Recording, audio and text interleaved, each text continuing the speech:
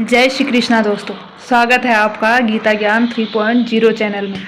दोस्तों, द्रौपदी चीर हरण तो आपने सुना ही होगा या फिर पढ़ा होगा कि कैसे द्रौपदी का चीर हरण हुआ था और कैसे सभी महापुरुष देखते रह गए भरी सभा में, और कैसे लास्ट में श्री कृष्ण ने द्रौपदी की लाज बचाई थी। सभी महापुरुषों को चुप रहते देख द्रौपदी के मन में कई सवाल उमड़ आए।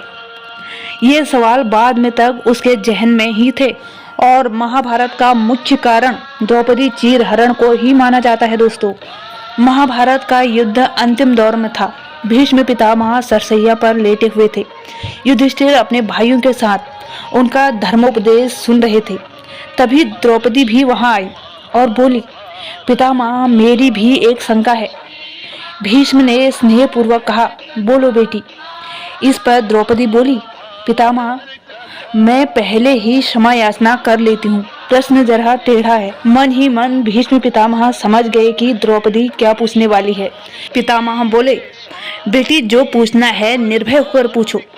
द्रौपदी ने कहा, पितामह, जब भरी सभा में दुशासन मेरा चीर हरण कर रहा था, उस समय आप भी वहां उपस्थित थे, किंतु आपने मेरी सहायता नहीं की।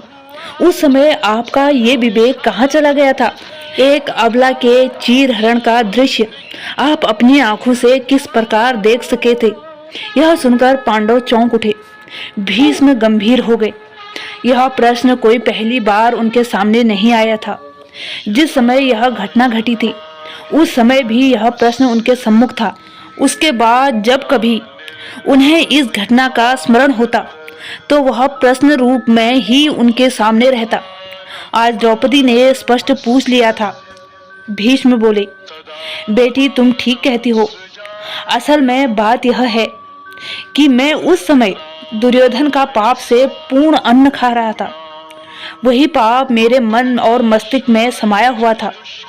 मैं देख रहा था कि यह अत्याचार हो रहा है, अधर्म हो रहा है, लेकिन उसको रोक नहीं सका।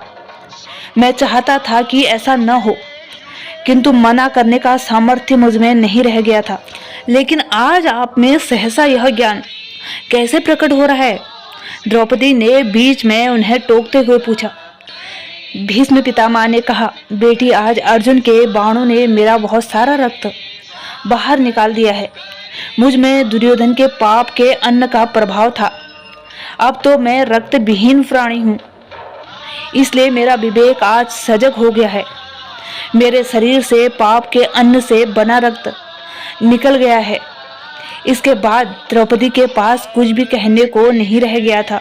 फिर पांचों पांडव भाइयों और द्रौपदी ने पितामह भीष्म के धर्मोपदेश सुने और बहुत सारा ज्ञान भी अर्जित किया।